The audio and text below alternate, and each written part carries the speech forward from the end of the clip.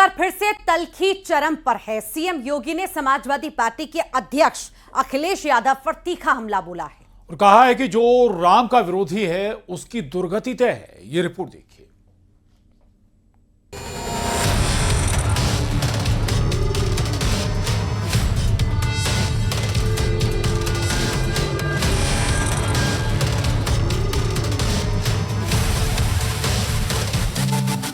CM योगी इन दिनों Samajwadi party पर लगातार हमलावर हैं।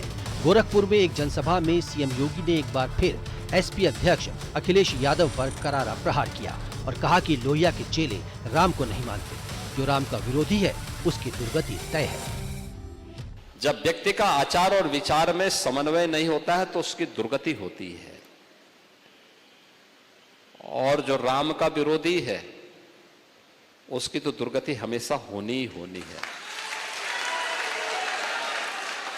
उसको सफलता नहीं मिल सकती है, उसको सदगति भी नहीं मिल सकती है। सीएम योगी ने समाजवादी पार्टी को सांस्कृतिक और वैचारिक रूप से भी कटघरे में खड़ा किया।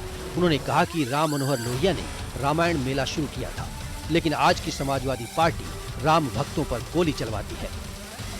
संत तुलसीदास जी ने रामलीलाओं का प्रचलन उत्तर भारत में करवाया था, रामलीलाओं का, और रामायण मेले का प्रचलन शुरू किया था डॉक्टर लोहिया ने। वे समाजवादी थे। आज के समाजवादी राम भक्तों पर गोली चलाते हैं, लेकिन लोहिया का नाम जपते हैं। सीएम योगी ने बुधवार को भी करप्शन का जिक्र करते हुए समाजवादी पार्टी को आईना दिखाया था। जेपीएनआईसी और एक्सप्रेसवे को लेकर समाजवादी पार्टी से पूछा था कि आखिर करप्शन का ये पैसा किसके पास पहुंच रहा था।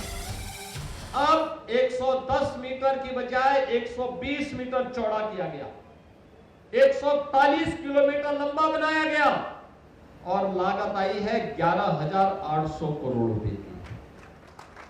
बहनों और भाइयों, ये जो लूट थी ये कहां जा रही थी? सीएम योगी का ये तीखा हमला समाजवादी पार्टी और अखिलेश यादव के लिए सियासी चुनौती बन गया है। राम, लोहिया और भ्रष्टाचार के मुद्दे पर सपा को घेरते हुए योगी ने 2027 के विधानसभा चुनाव से पहले सियासी पारा गर्म कर दिया है। Bureau report, news 18। और वोटर लिस्ट शुद्धिकरण के खिलाफ विपक्ष ने बिहार में कल रेल रोकी, सड़कें बंद की, चक्का जाम किया, टायर जलाए, दुकानें बंद कराने की कोशिश की। स्पेशली दिल्ली से खुद राहुल जी बिहार बंद करने आए। और आज उस प्रक्रिया पर सुप्रीम कोर्ट ने रोक लगाने से ही इनकार कर दिया है। बल्कि विपक्ष को झटका देने वाली खबर यह है कि आज कोर्ट की सुनवाई के बाद भी बिहार में वोटर लिस्ट रिवीजन यानी शुद्धिकरण जारी रहेगा। रिपोर्ट देखिए।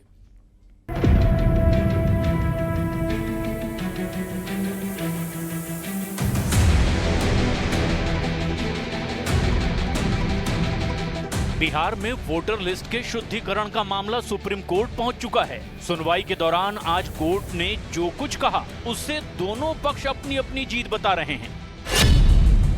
सुप्रीम कोर्ट ने कहा, बिहार में वोटर लिस्ट के रिवीजन पर रोक नहीं लगेगी। चुनाव आयोग अपने हिसाब से एसआईआर करवा सकता है। चुनाव आयोग आधार, वोटर आईडी कार्ड और राशन कार्ड को प्रक्रिया में शामिल करने पर विचार करे। वोटर लिस्ट सही करने में कुछ गलत नहीं, इलेक्शन कमीशन का ये संवैधानिक दायित्व है।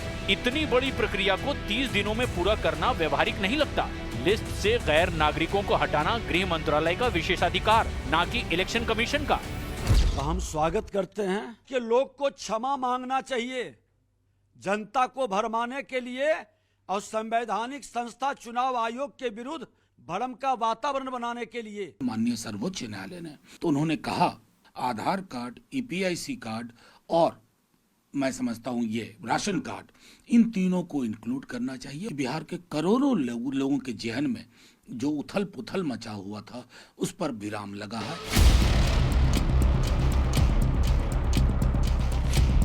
सुप्रीम कोर्ट में अगली सुनवाई 28 जुलाई को होगी, लेकिन इस मुद्दे पर पक्ष और विपक्ष में ठनी हुई है। ये तो लग रहा है कि बीजेपी के जो पार्टी का सेल है उस हिसाब से चुनाव आयोग जो है काम कर रहा है। इलेक्शन कमीशन कॉम्प्रोमाइज हो चुका है और बीजेपी का साजिश है लोगों का, गरीबों का वोट छीनने का। ये संवैधानिक संस्थाओं को किस प्रकार से अपमानित करते हैं, धमकी देते हैं और परिवार तंत्र को संवैधानिक तंत्र के ऊपर रखते हैं। सुप्रीम कोर्ट ने उस पर किसी प्रकार का रोक नहीं लगाया और ये संवैधानिक प्रक्रिया है। उन राजनीतिक पार्टियां जो इस अभियान को लेके गई थी उनको गहरा धक्का लगा होगा कि बिहार में उनका कोई भविष्य नहीं है। सवाल है कि आज की सुनवाई के बाद कौन जीता कौन हारा, और सवाल ये भी कि सुप्रीम कोर्ट का अंतिम आदेश सबको मंजूर होगा।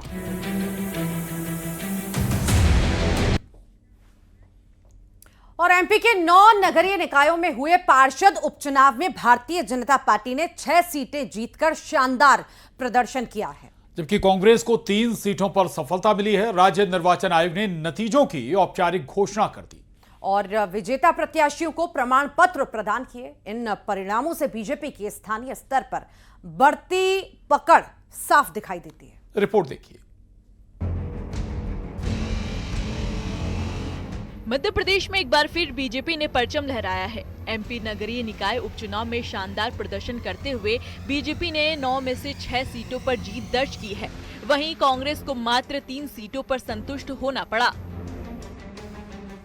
बीजेपी ने पन्ना जिले के ककहारी सीट पर जीत हासिल की। वहीं भोपाल नगरीय निकाय बेरसिया के वार्ड नंबर 7 से भी बीजेपी को जीत मिली। छिंदवाड़ा की न्यूटन चिखली सीट पर बीजेपी ने परचम लहराया। खरगोन की भिकन गांव के वार्ड नंबर 5 में बीजेपी को जीत मिली है। इंदौर की गौतमपुरा सीट पर बीजेपी जीती। वहीं सिवनी में हुए उपचुनाव में बीजेपी को जीत मिली है। इधर कांग्रेस को नगरीय निकाय उपचुनाव में मात्र 3 सीटों पर संतुष्ट करना पड़ा। कांग्रेस को मंडला के बिछिया के वार्ड क्रमांक 13 से कांग्रेस ने जीत हासिल की, तो वहीं इंदौर के सावरे में हुए उपचुनाव में कांग्रेस की जीत हुई।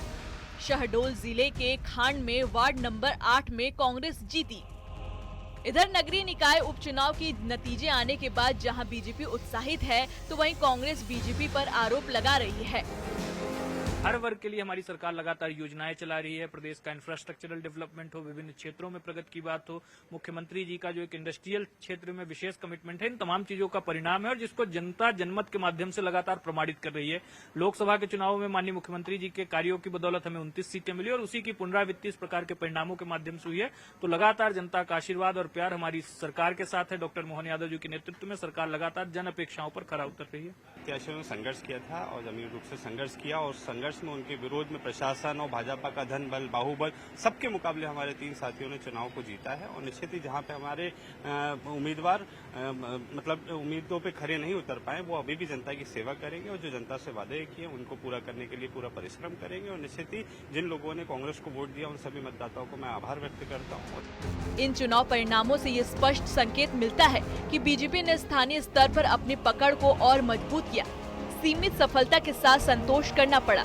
ये उपचुनाव राजनीति दृष्टिकोण से महत्वपूर्ण माना जा रहा है और इसके प्रभाव आगामी चुनाव रणनीतियों पर भी देखने को मिल सकता है। Bureau report, news 18।